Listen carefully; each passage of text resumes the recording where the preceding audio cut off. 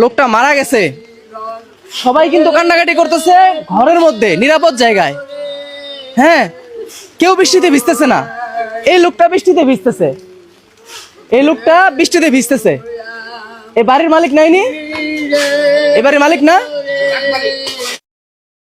কি করেন? ভাই লাশটা একটু ডাইকা থুই। এই লাশ ডাকবেন এই একটা ভাঙ্গা টিন দিয়া? কি করবো, খানে করে তো মারি দিব। বৃষ্টি পড়তেছে, আবার তো বৃষ্টিটা বন্ধ। শুনছেন কথা? মারাই গেছে, একটু পরে মাটি দিবে, এই জন্য এই যে তার কপালে জুটছে এটা একটা টিন। অথচ ইনি বাড়ি করে দিয়ে গেছেন, বাড়ির চলমান কাজ, এই বাড়ির চলমান কাজ বাড়ি করে দিচ্ছে ইনি এনাদের জন্য, একটা টিন নিয়ে আসছে ঢাকার জন্য। এটা কি ঠিক হইলো? কেন ভাই, বিয়ে ঠিক কোনটা হইলো?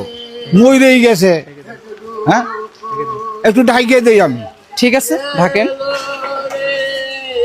আসলে মানে আমি হতভম্ব হয়ে গেছি, ব্যক্তিগতভাবে আমি হতভম্ব হয়ে গেছি।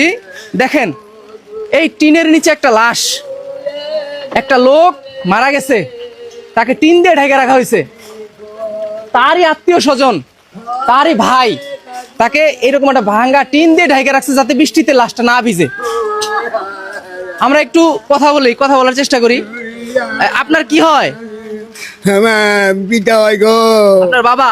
হ্যাঁ, আপনি যে মারা গেল, আপনারা তো সবাই ঘরের মধ্যে আছেন, লাশটা ভিজাচ্ছেন, ওই যে একটা টিন দিয়ে ঢাকলো।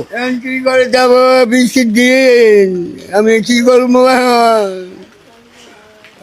অর্থ সম্পদ ইনকাম করেন, করার আগে ভাইবা করবেন যে এইটা আপনার কাজে আসবে কিনা।